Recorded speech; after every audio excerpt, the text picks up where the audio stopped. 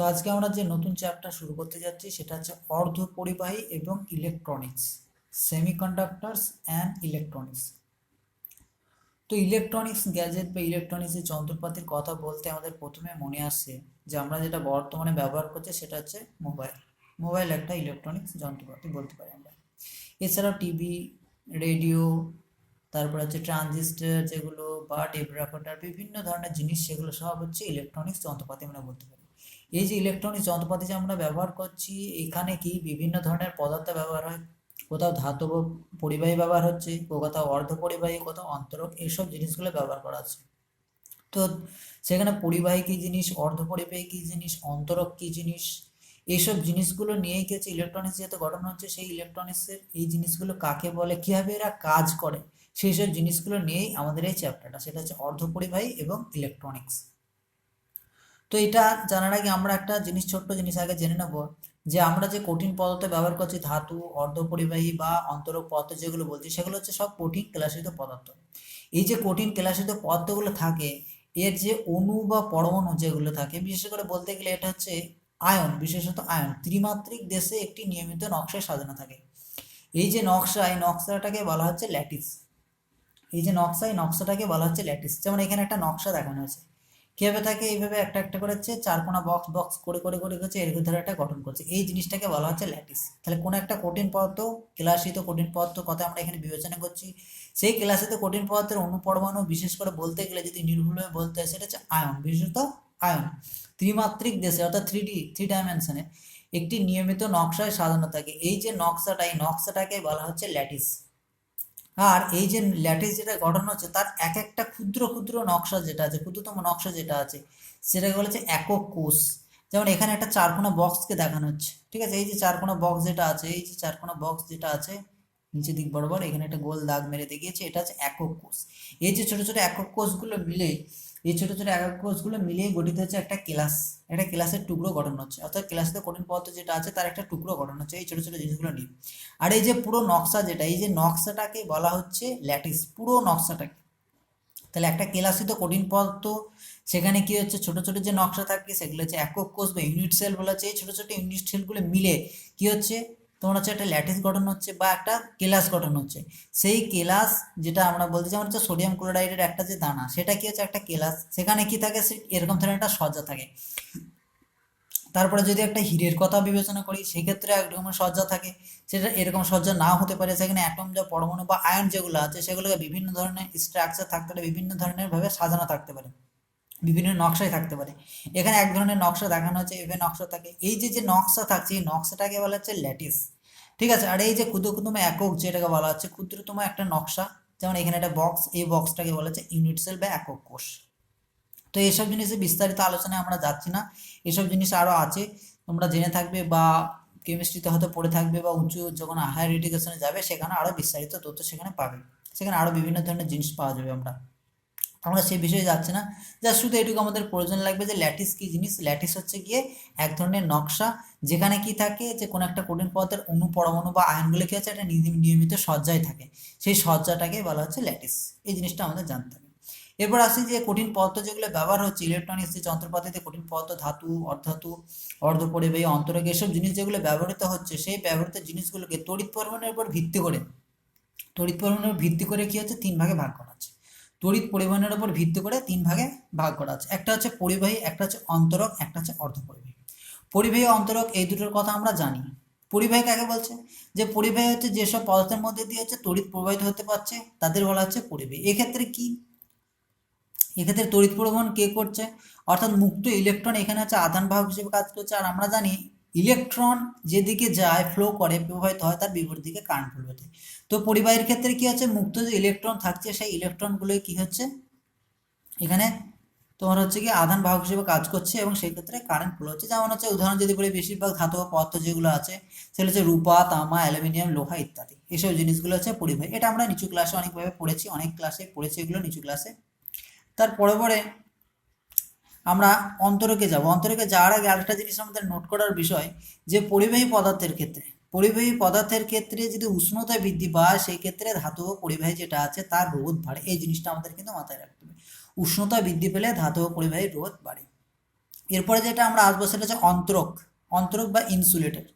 ইনসুলেটরটা কি জিনিস এটা আমরা জানি যে যেসব পদার্থের মধ্যে দিয়ে তড়িৎ প্রবাহিত হয় না, হতে পারে না, যাদের বলেছে কুপরিবাহী বা অন্তরক পদার্থ, যেমন হচ্ছে অভ্র, হিরে, কোয়ার্চ, এইসবগুলো কি হচ্ছে অন্তরক পদার্থ, যেগুলো হচ্ছে বিভিন্ন তড়িৎযন্ত্রে ব্যবহার করা হচ্ছে, এইসব জিনিসগুলো ব্যবহার করা হচ্ছে।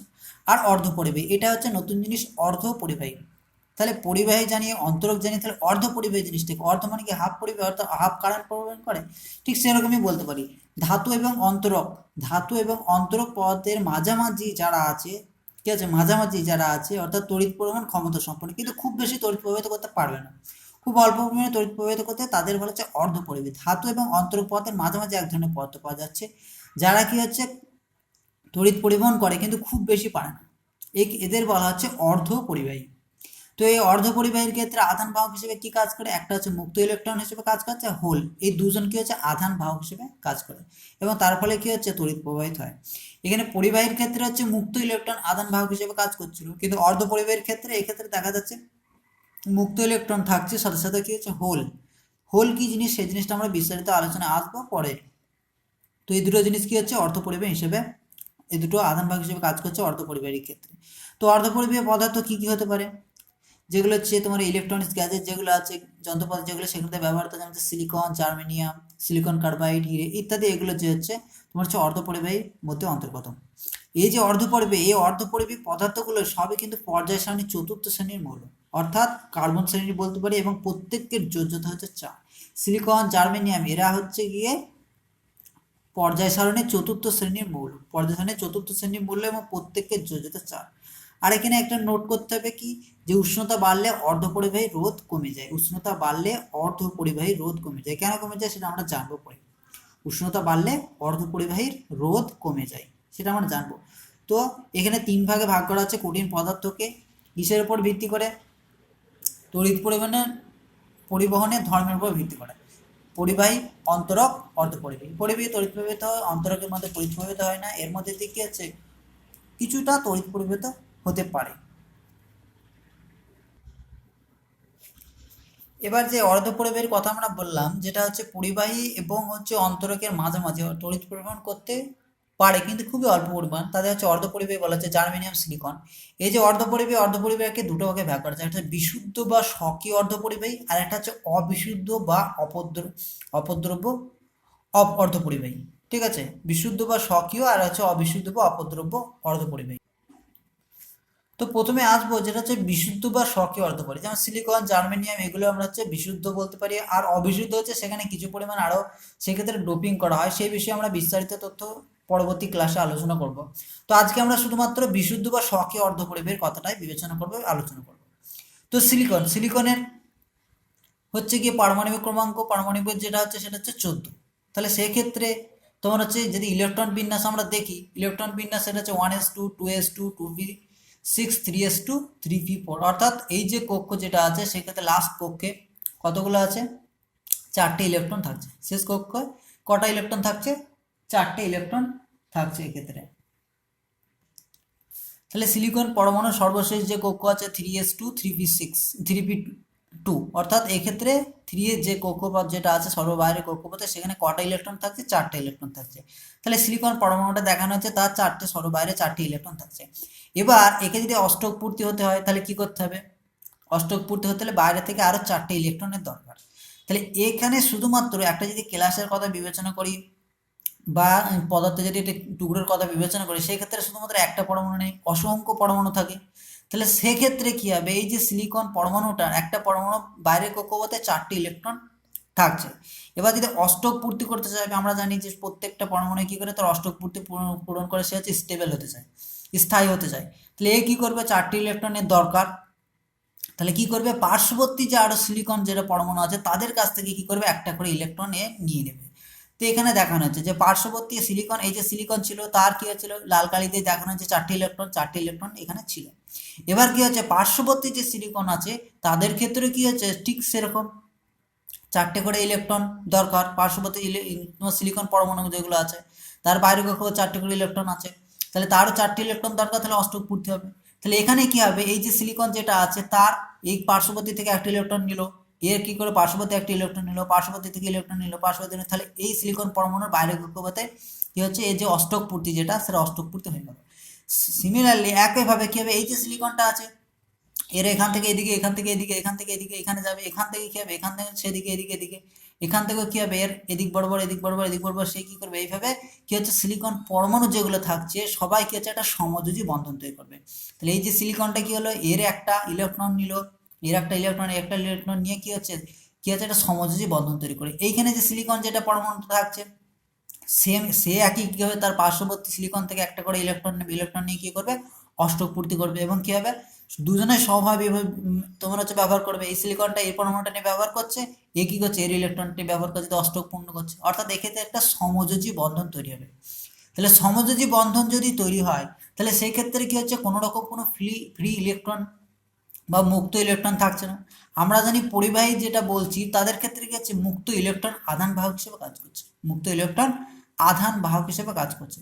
তাহলে সেই ক্ষেত্রে যদি ইলেকট্রন থাকে, মুক্ত ইলেকট্রন থাকে, তবে কি হচ্ছে তড়িৎ প্রবাহিত হয়। বিশুদ্ধ এর ক্ষেত্রে কি হচ্ছে, এখানে সব যে পরমাণু যেগুলো থাকছে কেলাসে, সব পরমাণুগুলো কি হচ্ছে এরা সমযোজী বন্ধন তৈরি করে ফেলছে। সমযোজী বন্ধন যদি তৈরি করে ফেলে তাহলে সেই ক্ষেত্রে মুক্ত ইলেকট্রন থাকছে না, মুক্ত ইলেকট্রন যদি না থাকে তাহলে কি হচ্ছে তড়িৎ প্রবাহিত হবে না। তাই এখানে বলছে যে 0 কেলভিন উষ্ণতায় কি হবে, এক্ষেত্রে 0 কেলভিন উষ্ণতায় এই যে সিলিকন যে পরমাণু যেটা আছে, সিলিকন যে কেলাস যেটা আছে, সিলিকন পরমাণুগুলি কি হচ্ছে সমযোজী বন্ধনে আবদ্ধ থাকে, এটা কি হচ্ছে একটা অন্তরকের মতো আচরণ করবে। অর্থাৎ কেলাস যেটা সিলিকন পরমাণু যে কেলাস যেটা আছে সেটা কি হচ্ছে অন্তরকের মতো আচরণ করবে। অন্তরকের মধ্যে কারেন্ট ফ্লো হয় না, এক্ষেত্রে কি হবে কোনো রকম কারেন্ট ফ্লো হবে না। কেন হবে না, কারণ সিলিকন কেলাসে সিলিকন যে পরমাণুগুলো যেটা আছে সেই পরমাণুগুলো কি হচ্ছে সমযোজী বন্ধন তৈরি করেছে, অর্থাৎ সমযোজী বন্ধনে একে অপরের ইলেকট্রনকে ব্যবহার করছে, কিন্তু মুক্ত ইলেকট্রন অস্তিত্ব না থাকায় এক্ষেত্রে কি হচ্ছে কোনো রকম কোনো তড়িৎ প্রবাহ হচ্ছে না, অর্থাৎ অন্তরকের মতো আচরণ করছে। এবার কি হচ্ছে, যদি উষ্ণতা বৃদ্ধি পায়, যদি উষ্ণতা বৃদ্ধি পায় তখন কি হবে, এখানকার যে ইলেকট্রনগুলো কি হচ্ছে শক্তি পাবে, শক্তি পাওয়ার ফলে কি হবে, এরা তখন এই যে সমযোজী বন্ধনগুলো ছিন্ন করার মতো শক্তি অর্জন করলে বন্ধনগুলো ছিন্ন করলো, বন্ধন ছিন্ন করার পর কি হচ্ছে সে কি হচ্ছে মুক্ত হয়ে গেল। মুক্ত হওয়ার ফলে মুক্ত ইলেকট্রন থাকলে কি হবে, সে এক স্থান থেকে অন্য স্থানে চলাচল করবে, অন্য স্থানে চলাচল করলে সেই ক্ষেত্রে কি হবে আমরা সেখানে তড়িৎ পাবো। তাহলে এখানে কি হচ্ছে, উষ্ণতা যত বৃদ্ধি পাবে তত কি হবে, এই যে বন্ধন যেগুলো আছে সমযোজী বন্ধন, এই একটা দেখানো যে এখানে কি হচ্ছে আরো অনেক যে ক্লাসটার মধ্যে অনেক পরমাণু আছে তারা কি হচ্ছে সমযোজী বন্ধন যে ইলেকট্রনগুলো সেগুলো আস্তে আস্তে কি হবে, আস্তে আস্তে ছিন্ন করবে, আস্তে আস্তে ছিন্ন করার সাথে সাথে কি হবে ইলেকট্রনের সংখ্যা বৃদ্ধি পাবে। কোন ইলেকট্রনের সংখ্যা, মুক্ত ইলেকট্রনের সংখ্যা, মুক্ত ইলেকট্রনের সংখ্যা যত বৃদ্ধি পাবে এখানে কি হবে আস্তে আস্তে কি হচ্ছে সেই যে এখানে ইলেকট্রন ফ্লো হবে, ইলেকট্রন ফ্লো হলে কি হয় তড়িৎ পাওয়া যাবে আমরা। তো এখানে আমরা একটা যদি গ্রাফ দেখি রোদের সাথে উষ্ণতা, অর্থাৎ উষ্ণতার সাথে কি হবে রোদটা সম্পর্কিত পরিবাহী এবং অর্ধপরিবাহীর ক্ষেত্রে, সেই জিনিসটা যদি আমরা দেখি তাহলে দেখা যাবে যে ধাতব যে পরিবাহী আছে তার ক্ষেত্রে যদি উষ্ণতা বৃদ্ধি করা যায়, আস্তে আস্তে উষ্ণতা আমি বৃদ্ধি করছি, দেখা যাবে রোদটাও কি হচ্ছে আস্তে আস্তে বেড়ে যাচ্ছে। ঠিক এরকম ভাবে উষ্ণতা বাড়াচ্ছি, রোদটাও কি হচ্ছে আস্তে আস্তে এইভাবে বেড়ে যাচ্ছে। এইখানে এই জায়গায় গেল রোদটা, এই জায়গায় গেল উষ্ণতা, এদিকে গেল রোদটা কি হচ্ছে এদিকে বেড়ে যাচ্ছে। অর্থাৎ ঠিক এরকম ধরনের একটা সরলরেখা পাওয়া যাবে, যেখানে উষ্ণতা বৃদ্ধি পেলে ধাতব পরিবাহী যেটা থাকছে তার রোধটা বেড়ে যাচ্ছে। অপরদিকে অর্ধ পরিবাহীর ক্ষেত্রে কি হচ্ছে, উষ্ণতা যত বাড়াচ্ছি রোধ কমে যাচ্ছে। কিরকম, যখন উষ্ণতা এরকম ছিল রোদটা এত বেশি পরিমাণ ছিল উপরের দিকে, উষ্ণতা যখন এখানে এরকম এলো রোদটা কত জাস্ট এটুকু, এটুকু জাস্ট এটুকু। এই জায়গায় যখন এসেছে উষ্ণতা অনেক বেশি করে দিয়েছি, রোদটা কি হচ্ছে কমে কি হচ্ছে এই জায়গায় চলে এসেছে, এই যে এইটুকু, ঠিক আছে এখান থেকে এইটুকু। উষ্ণতা যখন এখানে এসেছে রোদটা কি হচ্ছে আরো কমে গেছে। কেন কমে যাচ্ছে, তার কারণ হচ্ছে এখানে যে সমযোজী বন্ধনগুলো ছিল সেই সমযোজী বন্ধনগুলো ছিন্ন করার মতো শক্তি অর্জন করেছে ইলেকট্রনগুলো, ইলেকট্রনগুলো ছিন্ন করার পর মুক্ত ইলেকট্রন হয়ে গেছে, সেখান থেকে কি হচ্ছে কারেন্ট ফ্লো হচ্ছে। তার জন্য উষ্ণতা বৃদ্ধি পেলে রোদ হচ্ছে কমে যায়, কার ক্ষেত্রে অর্ধপরিবাহীর ক্ষেত্রে। আর তোমার হচ্ছে তোমার ধাতব পরিবাহীর ক্ষেত্রে কি হচ্ছে উষ্ণতা বৃদ্ধির সাথে সাথে রোদটাও বেড়ে যায়। তো এখানে আরো একটা জিনিস বলে রাখা যে যোজ্যতা ইলেকট্রন একটা পরিবহন ইলেকট্রন, এই যে ইলেকট্রনগুলো যেগুলো দেখানো আছে এগুলো কি সর্বশেষ কক্ষপথে আছে, অর্থাৎ যোজ্যতা ইলেকট্রন বলা হচ্ছে আমরা। ঠিক আছে, অষ্টক পূর্তির জন্য যেগুলো প্রয়োজন হচ্ছে সেগুলোকে আমরা যোজ্যতা ইলেকট্রন বলি, ছেড়ে দিবে বের করবেন। তাহলে এই যোজ্যতা কক্ষে আছে এই যে ইলেকট্রনগুলো সমযোজী বন্ধনে আবদ্ধ হয়ে গেল, এই যে ইলেকট্রনকে বলা হচ্ছে যোজ্যতা ইলেকট্রন। এবার এই ইলেকট্রনগুলি পরিবহন ইলেকট্রনে রূপান্তরিত হবে বা তাপীয় ইলেকট্রনে রূপান্তরিত হবে কখন, যখন সেটা শক্তি অর্জন করে কি হচ্ছে এই সমযোজী বন্ধনটা ছিন্ন করে দেবে, তখন তাকে বলা হচ্ছে তাপীয় ইলেকট্রন বা পরিবাহী ইলেকট্রন। যখন এরা যোজ্যতা কক্ষে থাকছে, সমাজীয় বন্ধনে আবদ্ধ হলো, এই ইলেকট্রনগুলিকে বলা হচ্ছে তোমার হচ্ছে যোজ্যতা ইলেকট্রন।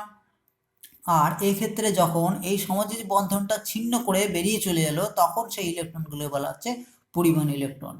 আর এখানে সিলিকন যে জার্মেনিয়াম যেগুলো হচ্ছে অর্ধপরিবাহী, এই অর্ধপরিবাহীর ক্ষেত্রে যে প্রবাহ যেটা পাওয়া যায় সেটা হচ্ছে সিলিকনের ক্ষেত্রে হচ্ছে মাইক্রো অ্যাম্পিয়ারের মতো, আর তোমার হচ্ছে গিয়ে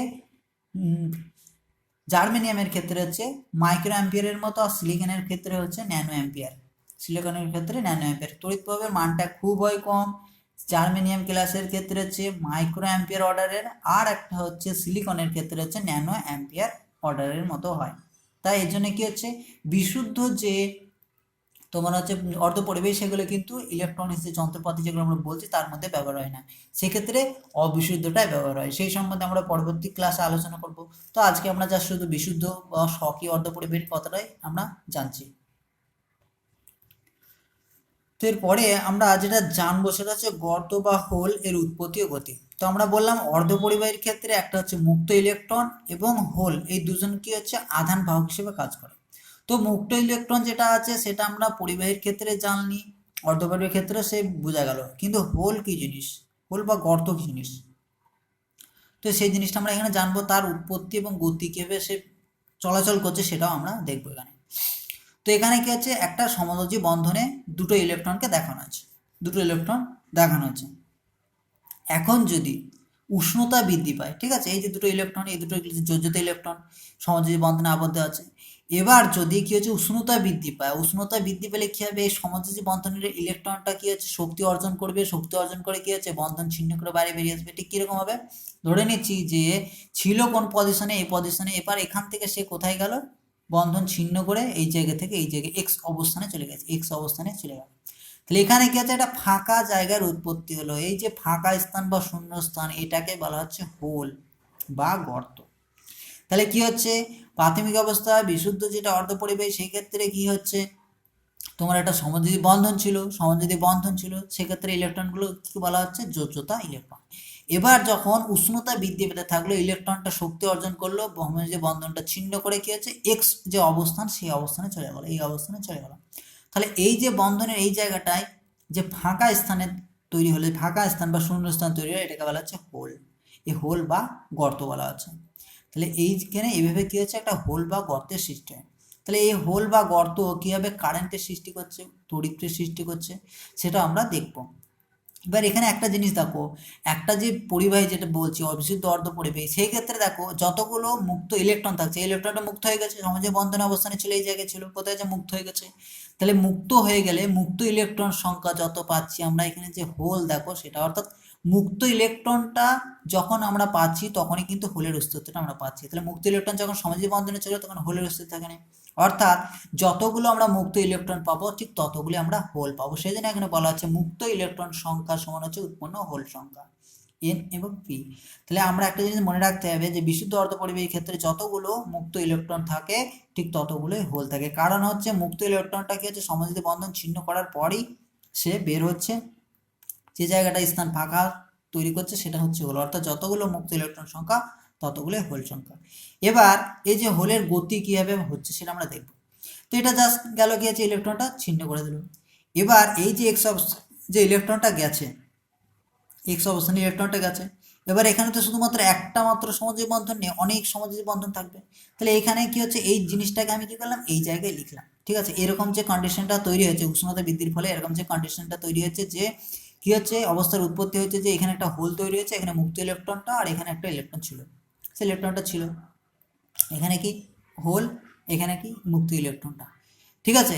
এবার দেখো এরকম সমযোজী বন্ধন তো শুধুমাত্র একটা নেই, অনেকগুলো সমযোজী বন্ধন আছে।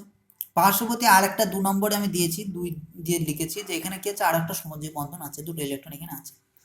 এবার যদি আমি কি বিভব প্রয়োগ করি, অর্থাৎ ভোল্টেজ প্রয়োগ করি, তাহলে কি হবে, ভোল্টেজ যদি প্রয়োগ করা হয় তাহলে এখানকার যে ইলেকট্রনটা থাকবে সে কি করবে, এখান থেকে 1 নম্বরে যে ফাঁকা স্থানটা আছে এই জায়গায় চলে যাবে, এই জায়গায় চলে যাবে। তাহলে এই যে জায়গায় যখন চলে গেল, এই ফাঁকা স্থানটা পূর্ণ করে দিল, তখন এইখানে যে অবস্থান করছে ইলেকট্রনটা সে কি করবে, সেই যে এই জায়গাটা একটা ফাঁকা স্থানের সৃষ্টি করবে, অর্থাৎ এই যে হোলটা ছিল এই জায়গায় চলে গেল। তাহলে এখানে কি হচ্ছে, ভোল্টেজ প্রয়োগ করার ফলে এই যে ইলেকট্রনটা কি হচ্ছে, 1 নম্বর যে সমুদ্রের বন্ধন ছিল সেই জায়গার কি হচ্ছে একটা বন্ধনে এই জায়গায় ফাঁকা ছিল, ফাঁকা জায়গায় সে চলে গেল। তাহলে কি হবে, এই জায়গায় কি একটা আরো একটা হোলের সৃষ্টি হলো। তাহলে হোলটা মনে হচ্ছে আপাত দৃষ্টিতে এই জায়গায় ছিল, চলে গেল কোথায়, এই জায়গায় চলে গেল। তাহলে এখানে ইলেকট্রনের এই গতিটা দেখানো হচ্ছে। ইলেকট্রন যেদিকে প্রবাহিত হয় কারেন্ট তার বিপরীত দিকে প্রবাহিত হয়, আর এক্ষেত্রে হোল যেদিকে প্রবাহিত হয়, গতি যেদিকে হয় সেই দিকে কি হচ্ছে, কারেন্ট ফ্লো হয়। কারণ কি, তাকে ইলেকট্রন যদি এদিকে প্রবাহিত হয় কারেন্ট এদিকে প্রবাহিত হয়। আবার হোলটা দেখো, যেটা গতি, হোল বা গর্ত যেটা, সেটা কি হচ্ছে এই জায়গা থেকে কোথায় চলে যাচ্ছে, এই জায়গায় চলে যাচ্ছে। আপাত দৃষ্টিতে মনে হচ্ছে ইলেকট্রনটা এই জায়গায় যাচ্ছে, কিন্তু হোলটা এই জায়গায় সৃষ্টি হয়ে গেলে তার মনে হচ্ছে কি এই জায়গায় চলে যাচ্ছে। তো এখানে বলা হচ্ছে যে পরমাণুর বন্ধন থেকে কোনো ইলেকট্রন বিচ্ছিন্ন হলে ওই অবস্থানে যে শূন্যস্থানের সৃষ্টি হয় তাকে হোল বা গর্ত বলা হয়। এর কার্যকর আধান হচ্ছে প্লাস, যদিও এটি কোনো বাস্তব কণিকা নেই। আপাত দৃষ্টিতে কি হচ্ছে, মনে হচ্ছে যেন এই জায়গা থেকে এই জায়গায় চলে এলো, কিন্তু এটা যে ইলেকট্রনের একটা শূন্যস্থান ছাড়া আর কিছুই নয়, একটা ইলেকট্রনের শূন্যস্থান ছাড়া আর কিছুই নয়। তো এখানে ছিল ইলেকট্রনটা এই জায়গায় গেল, তাহলে এই জায়গায় ফাঁকা হয়ে গেল, ফাঁকা হয়ে গেলে এই জায়গায় হোলটা চলে গেল কোথায়, এই জায়গা থেকে এই জায়গায়, এই জিনিসটা মনে হচ্ছে। তাহলে এইভাবে কি হচ্ছে, একটা হোল বা গর্তের উৎপত্তি হচ্ছে এবং সেখানে গতি তৈরি হচ্ছে, এবং হোল যেদিকে প্রবাহিত হচ্ছে কারেন্ট সেদিকে প্রবাহিত হয়, আর ইলেকট্রন যেদিকে প্রবাহিত হয় তার বিপরীত দিকে। তাহলে ইলেকট্রনটা এখান থেকে এইদিকে যাচ্ছে, তাহলে কারেন্টটা কি হবে, এখান থেকে এই ডিরেকশনে যাবে। হোলটাও কি হচ্ছে, এখান থেকে এদিকে যাচ্ছে, কারেন্টটা একদিকে। অর্থাৎ হোল যেদিকে গতিশীল কারেন্টও সেদিকে গতিশীল, ইলেকট্রনের বিপরীত দিকে আবার কারেন্ট গতিশীল। তাহলে এইভাবে কি হচ্ছে, হোলের উৎপত্তি এবং গতি সৃষ্টি হচ্ছে, যেটা অর্ধপরিবাহীর ক্ষেত্রে আধান ভাগ হিসেবে কাজ করে হোল বা গতি এবং মুক্ত ইলেকট্রন দুটোই, আর পরিবাহীর ক্ষেত্রে শুধুমাত্র মুক্ত ইলেকট্রন। এরপরে যেটা আমরা আসবো সেটা হচ্ছে কঠিন পদার্থের শক্তিপটি। কঠিন পদার্থের শক্তিপটি কি জিনিস এটা? আমরা জানি যে কোনো একটা পরমাণু থাকলে সে পরমাণুর নিউক্লিয়াসের বাইরে কি হচ্ছে, ইলেকট্রনগুলো ঘুরতে থাকে, এবং এই নিউক্লিয়াস কি করছে, আকর্ষণ করে থাকে ইলেকট্রনগুলিকে। তার জন্য কিছু পরমাণুর বাইরে থেকে, বাইরে যে ইলেকট্রনগুলো সেগুলো কি হচ্ছে, সেই বন্ধন ছিন্ন করে সে যেতে পারে না। যখন বাইরের কক্ষপথে ইলেকট্রনের প্রভাব কিন্তু খুবই কম থাকে, অর্থাৎ নিউক্লিয়াসের আকর্ষণ তার উপর কিন্তু প্রভাবটা খুবই কম থাকে, এবং যখন সেই ইলেকট্রনটা বেশি পরিমাণে শক্তি অর্জন করে তখন কি হচ্ছে, সেই পরমাণুর যে নিউক্লিয়াসের আকর্ষণ ছিন্ন করে সে হচ্ছে বাইরে বেরিয়ে যায়। তো এখানে কি হচ্ছে, সোডিয়াম পরমাণু দেখানো হচ্ছে, তার পারমাণবিক ক্রমাঙ্ক হচ্ছে 11। তাই ইলেকট্রন বিন্যাস যদি আমরা দেখি 1s2 2s2 2p6 3s1, তাহলে যোজ্যতা কক্ষ যেটা আমরা বলছি সর্ব বাইরে কক্ষপথে কি হচ্ছে, একটা মাত্র ইলেকট্রন অবস্থান করছে। তাহলে এখানে কি হচ্ছে, এই যে নিউক্লিয়াসের আকর্ষণ দ্বারা এই যে কক্ষপথে যে ইলেকট্রনগুলো থাকছে, সেই ইলেকট্রনগুলো কি হচ্ছে, একটা কূপের মতো অবস্থান করছে, একটা কূপ বা কূপ যেটাকে বলা হচ্ছে। এবং এই যে ইলেকট্রনগুলোর শক্তি কিন্তু সবসময় নেগেটিভ থাকে, সবসময় নেগেটিভ থাকে, মাইনাস এত ইলেকট্রন বল, মাইনাস এত ইলেকট্রন বল, এরকম। কখনোই কিন্তু এদের ইলেকট্রন পজিটিভ হয় না। পজিটিভ যদি হয় তাহলে আকর্ষণ বলে, নিউক্লিয়াসের আকর্ষণ বল বাইরে সে চলে যাবে এবং অন্য জায়গায় চলে যাবে, সেই আকর্ষণ সে পরমাণু থেকে বাইরে চলে যাবে। ওই জন্য কি হচ্ছে, এই যে ইলেকট্রনগুলো থাকছে সেটা একটা কূপের মতো অবস্থান করছে, নিচে কুয়োর মতো, যেখানে এই জায়গায় থাকছে কি হচ্ছে, নিউক্লিয়াসটা, যার আকর্ষণের দরুন যদি 1s প্রথমে কক্ষপথের কথা বিবেচনা করি, সেখানে কি থাকবে, দুটো ইলেকট্রন থাকবে। 2s কক্ষপথে কটা ইলেকট্রন থাকে, দুটো ইলেকট্রন থাকে, এখানে দুটো আছে। 2p6 এই যে 2p যে কক্ষপথ যেটা আছে সেটা আছে তিনটে শক্তি স্তরে বিভক্ত হয়ে গেছে। সেখানে কি আছে, প্রত্যেকটা জায়গায় দুটো দুটো করে, কার নীতি অনুযায়ী, পাউলির অপবর্জন নীতি অনুসারে, যে একটা কক্ষপথে দুটো ইলেকট্রনের বেশি থাকতে পারে না। তাহলে 2p6 এখানে 6টা ইলেকট্রন, তাহলে একটাই কক্ষপথ থাকতে পারে না, সেখানে কি হচ্ছে, শক্তি স্তরটা তিনটে ভাগে ভাগ হয়ে গেছে, তাহলে দুটো দুটো করে সব আছে। এখানে কি সর্বশেষ যেটা আছে সেটা আছে যোজ্যতা কক্ষ, যেটা হচ্ছে কি 3s1, অর্থাৎ এখানে 1 বলতে একটা ইলেকট্রন অবস্থান করছে। সব কিছুকে একটা কুয়োর মতো অবস্থান করছে। কুয়োর থেকে যে যত গভীরে আছে তার তত কি হচ্ছে, এনার্জি হচ্ছে ঋণাত্মক, তার তত এনার্জি হচ্ছে ঋণাত্মক, ঠিক আছে। স্থিতি শক্তি যেটা দেখানো হচ্ছে কি হচ্ছে, নিচ থেকে উপরের দিকে গেলে হচ্ছে পজিটিভ হবে, তার মানে যত নিচের দিকে যাবে তত হচ্ছে নিচের দিকে। তাহলে এই ক্ষেত্রে পরমাণু নিউক্লিয়াসের আকর্ষণের দরুন কি হচ্ছে, এই যে কক্ষ ইলেকট্রনগুলো আছে এবং কক্ষগুলো যেগুলো আছে সেগুলো হচ্ছে কি, মানে এনার্জিটা কি হচ্ছে, সেভাবে বিন্যস্ত হচ্ছে, সেটা দেখানো আছে কেমন হবে, একটা কুয়োর মতো অবস্থান। কুয়োর নিচে কি আছে, এই পরমাণু নিউক্লিয়াস আকর্ষণ করছে এদেরকে, একে কি হচ্ছে, সব থেকে বেশি, এখানে কম, এখানে কম, এখানে একবারে কম, ঠিক আছে। এবং এখানে কি হচ্ছে, যে যত কুয়োর মুখের কাছাকাছি থাকবে তার এনার্জিটা কি হবে, সে তত তাড়াতাড়ি খুব অল্প পরিমাণ শক্তি অর্জন করে কি হচ্ছে, বাইরে বেরিয়ে যেতে পারবে। তো এখানে কি হচ্ছে, এখানে মাইনাস মাইনাস মাইনাস মাইনাস, এই জায়গাটা কি হচ্ছে, মাইনাসটা আরো কম, এখানে দেখা যাচ্ছে -10, এখানে আছে -1, তার মানে কি আরেকটু এনার্জি অর্জন করলে কি হবে, সে এখানে জিরোতে চলে যাবে। তার বাইরে যদি পজিটিভ অর্জন করে তাহলে কি হচ্ছে, আরো বাইরে সে চলে যাবে। তাহলে স্থিতিশক্তিটা কি আছে, নিচের দিকে হচ্ছে মাইনাস, তারপরে আস্তে আস্তে আস্তে আস্তে কমতে কমতে কমতে এই জায়গায় জিরো, তারপরে যদি পজিটিভ হয়ে যায় কোনো ক্রমে যদি এর থেকে বেশি শক্তি অর্জন করে তাহলে কি হবে, সে নিউক্লিয়াসের আকর্ষণ বলের বাইরে চলে যাবে। তো এটা কুয়োর মতো অবস্থান করছে, এটাকে বলা হচ্ছে পোটেনশিয়াল ওয়েল বলা হয়, বিভব কূপ বলা হয় পোটেনশিয়াল ওয়েল। তাহলে কি হচ্ছে, ইলেকট্রনগুলো ঠিক এইভাবে বিন্যস্ত থাকে। এবার এখানে তো শুধুমাত্র একটা পরমাণু দেখা যাচ্ছে, কিন্তু একটা কেলাস ল্যাটিস যেটা বলছি সেখানে কি হচ্ছে, অনেকগুলো পরমাণু অবস্থান করে। অনেকগুলো পরমাণু অবস্থান করার দরুন কি হয়, এই যে বিভব কূপটার কিছুটা পরিবর্তন হয়ে যায়। কীরকম পরিবর্তন, সেটা এই চিত্রতে দেখানো হয়েছে। এখানে গেছে এই যে নিউক্লিয়াস, সোডিয়াম পরমাণু যে নিউক্লিয়াস আমরা যেটা বলছি, ঠিক আছে, এরা কি আছে, একটা পরমাণুর কথা আমরা এখানে দেখলাম এরকমভাবে অবস্থান করছিল। এখানে যখন অনেকগুলো পাশাপাশি একটা ক্লাসের মধ্যে অনেক পরমাণু থাকছে, তখন সেই ক্ষেত্রে কি হচ্ছে, এই যে লাস্টের যে কক্ষপথ যেটা যোজ্য কক্ষপথ সেটা হচ্ছে এইভাবে পরিবর্তিত হয়ে যাচ্ছে। অর্থাৎ এই কূপটা কি হচ্ছে, পোটেনশিয়াল যে এনার্জিটা যেটা আছে সেটা হচ্ছে কি হবে, এইভাবে ঠিক একে অপরের সাথে এরকমভাবে ওভারল্যাপিং হয়ে যাচ্ছে। এবং এই যে 3s কক্ষপথটা, 3s যে এটা সেটা কি হচ্ছে এভাবে একটা পটির মতো গঠন করে ফেলছে। 3s যে স্তরটা সেটা একটা পটির মতো গঠন করে বলছে। এবং এখানে যে ইলেকট্রনগুলো যেগুলো থাকছে ও একটা একটা করে ছিল, এর ক্ষেত্রে একটা, এর ক্ষেত্রে একটা, এর ক্ষেত্রে একটা, এই ইলেকট্রনগুলো এখানে বিচরণ করছে এবং কোনটা কার ইলেকট্রন সেটা কিন্তু বলা মুশকিল। এখানে কি হচ্ছে, এই কূপটা পরিবর্তন হচ্ছে, কূপটার হাইটটা কি হচ্ছে কমে যাচ্ছে, এই 2p পর্যন্ত থাকছে, তারপরে দেখা যায় 3s যেটা ছিল সেই যে স্তরটা কি হচ্ছে একে অপরের সাথে ওভারল্যাপ করে যাচ্ছে। এবং এখানে কি হচ্ছে, যে ফ্রি ইলেকট্রন, ফ্রি যোজ্যত ইলেকট্রন যেগুলো ছিল সেগুলো হচ্ছে কি এখানে বিচরণ করছে এবং প্রচুর সংখ্যক থাকছে। এবং এখানে কোনটা কার ইলেকট্রন, এই পরমাণুর যে একটা ইলেকট্রন ছিল 3s কক্ষপথে সেই ইলেকট্রনটা এখানে চলে যাচ্ছে, এখানকার যে ছিল এখানে চলে যাচ্ছে, এইভাবে গেছে একে অপরের সাথে মিলিত হয়ে যাচ্ছে, কোনটা কার কিন্তু বলা মুশকিল।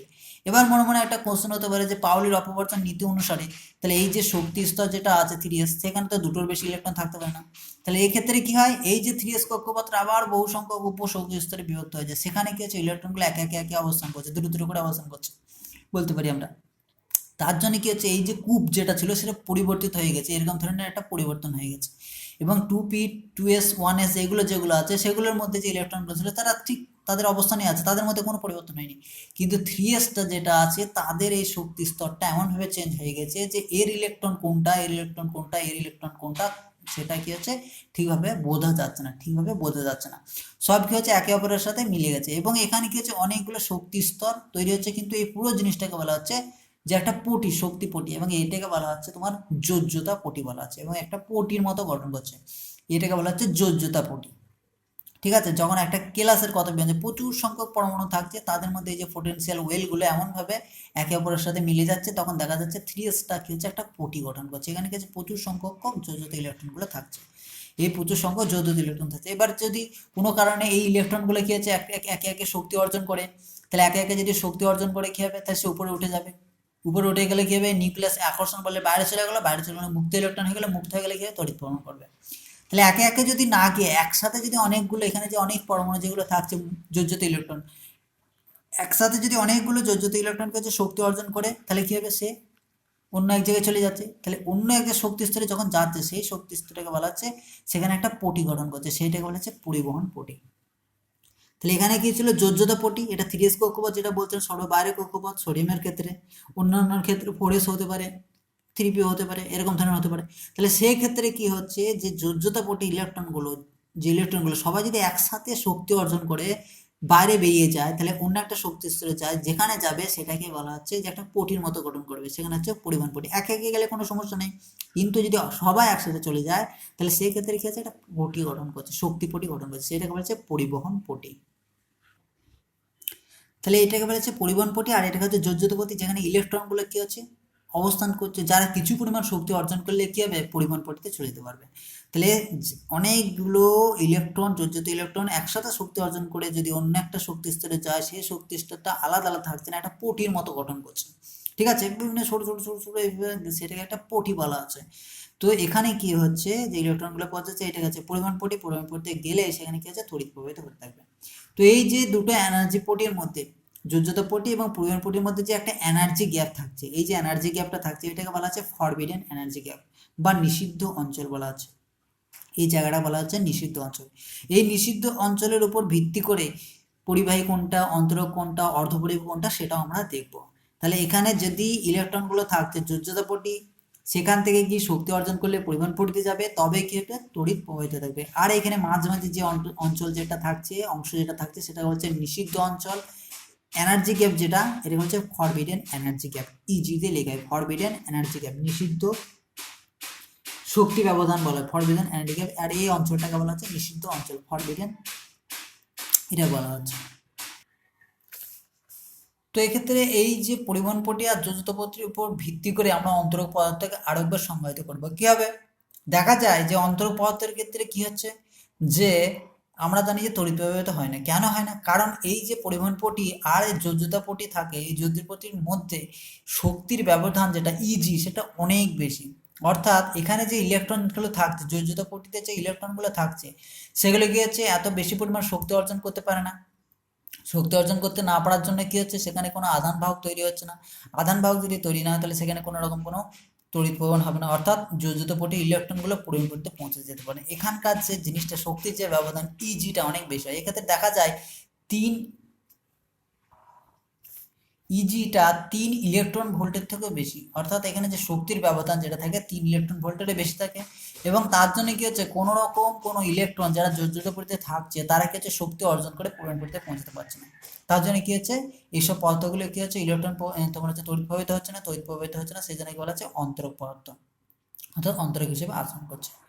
আবার যদি পরিবাহী কথাটা বলি, তো পরিবাহীর ক্ষেত্রে এক বিশেষ ধরনের জিনিস তৈরি হয়। এক্ষেত্রে দেখা যায় যে যোজ্যতা পটি আর পরিবহন পটি, যোজ্যতা পটি আর পরিবহন পটি কি হচ্ছে, একে অপরের উপর সমাপাতিত হয়ে যাচ্ছে, একে অপরের উপর সমাপাতিত হয়ে যায়, একে অপরের উপর সমাপাতিত হয়ে যায়, ঠিক।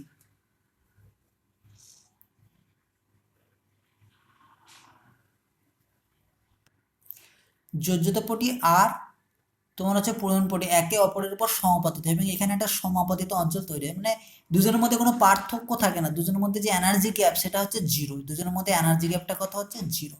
এনার্জি গ্যাপ জিরো হওয়ার জন্য কি হচ্ছে, এখানে যে ইলেকট্রনগুলো থাকছে সেটা কি হচ্ছে, অনায়াসেই কি হচ্ছে, এখান থেকে পরিবহন পটিতে চলে যেতে পারছে, এই যে পরিবহন পটি, পরিবহন পটিতে চলে যেতে পারছে।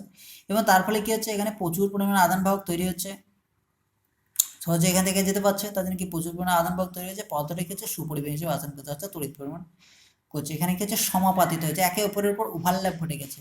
এদের মধ্যে এনার্জি গ্যাপটা কত, জিরো। এনার্জি গ্যাপ জিরো হওয়ার জন্য কি হচ্ছে, সহজে এখান থেকে সে এখানে চলে যেতে পারছে।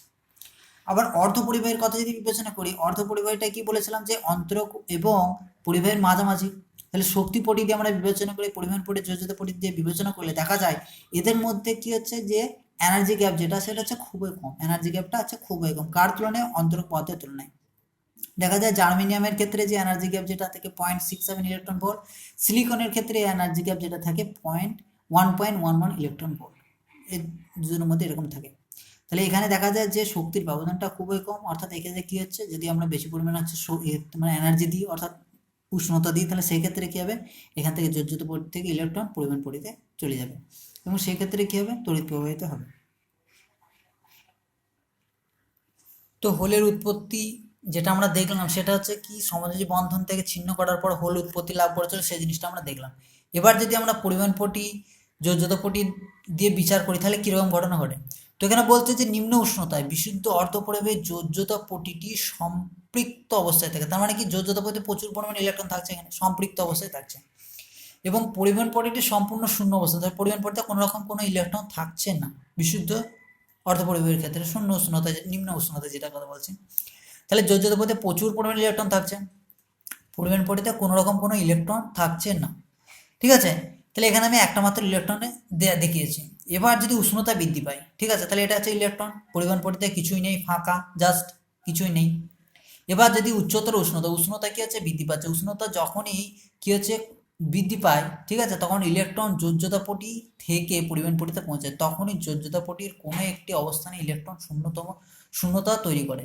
একেই বলা হচ্ছে, এই যে অর্থাৎ এখানে কি হচ্ছে, একটা হোলের সৃষ্টি করছে, এখানে কি হচ্ছে, একটা হোল সৃষ্টি করছে। কিরকম হচ্ছে, যখন উষ্ণতা বৃদ্ধি পেলে কি হবে, এখানকার যে ইলেকট্রনগুলো কি আছে, পরিবহন পটিতে যাবে। এবার যদি একটা ইলেকট্রন এখানে দেখিয়েছি, তাহলে এই ইলেকট্রনটা শক্তি অর্জন করে কি হচ্ছে, পরিবহন পটিতে যদি যায়, তাহলে পরিবহন পটিতে কি যদি যায়, তাহলে এখানে যে অবস্থান করছিল এই জায়গায় কি হবে, একটা শূন্যস্থানের সৃষ্টি হলো, শূন্যস্থানের সৃষ্টি হলো মানে কি, সেখানে একটা হোলের উৎপত্তি হলো। তাহলে আমরা সমযোজী বন্ধন দিয়ে হোলের উৎপত্তি দেখলাম। আর এক্ষেত্রে আমরা কি দেখছি, সে তোমার যে পটি, শক্তি পটি যেটা বলছে, পরিবহন পটি বা যোজিত পটি দিয়েও আমরা দেখতে পাচ্ছি এখানে হলোর প্রতি কীভাবে হচ্ছে সেটাও আমরা এখানে দেখলাম। তাহলে এখানে অন্তরক, পরিবাহী, অর্ধপরিবাহী কী জিনিস সেই জিনিসগুলো আমরা জানলাম, এবং যেটা আজকে আমরা দেখলাম সেটা হচ্ছে বিশুদ্ধ অর্ধপরিবাহীর কথা আমরা দেখলাম, বিশুদ্ধ অর্ধপরিবাহী। পরের ক্লাসে আমরা অবিশুদ্ধ যেটা অর্ধপরিবাহী আছে সেই সম্বন্ধে আমরা ডিটেলসে আলোচনা করব। আজকে এতটুকুই।